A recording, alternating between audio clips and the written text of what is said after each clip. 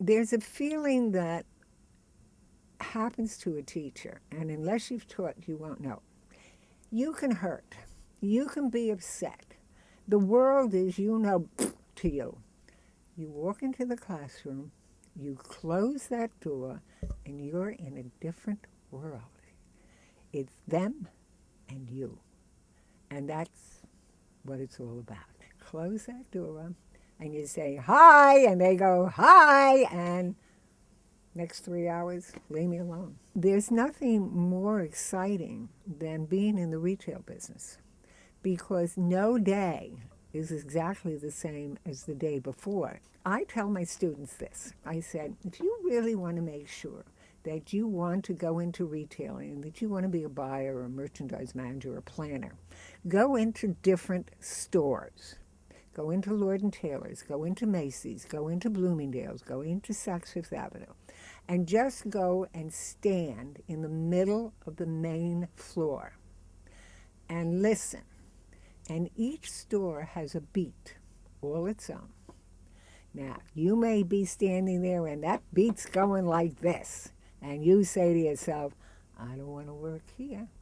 But then again, there'll be some stores have a beat like, you don't want to work there either. Back in the 70s and even the 80s, the fashion business was not full of diversity. The fashion business was a white person's business. We still had lots of immigrants, but,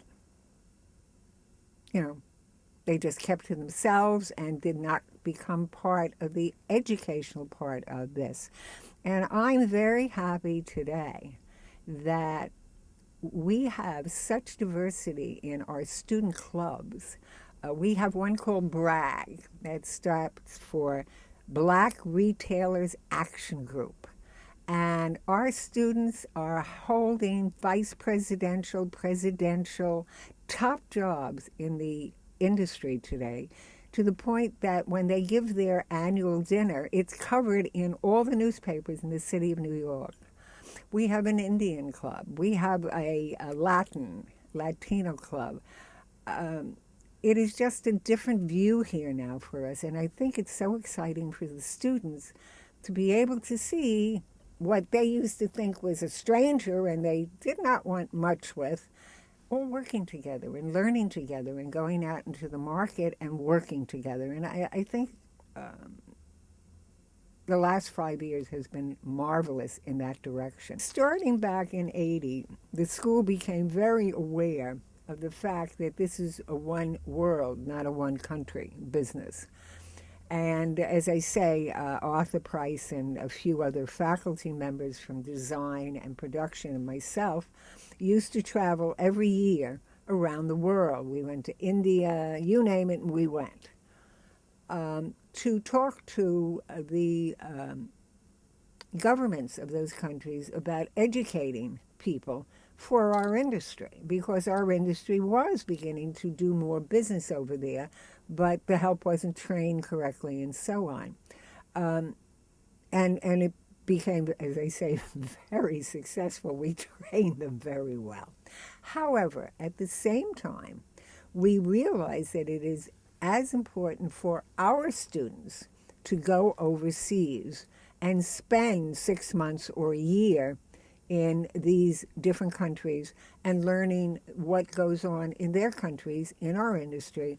But more importantly, are there differences? And there are differences between people. But when you live among people is when you really get to know them and they get to know you.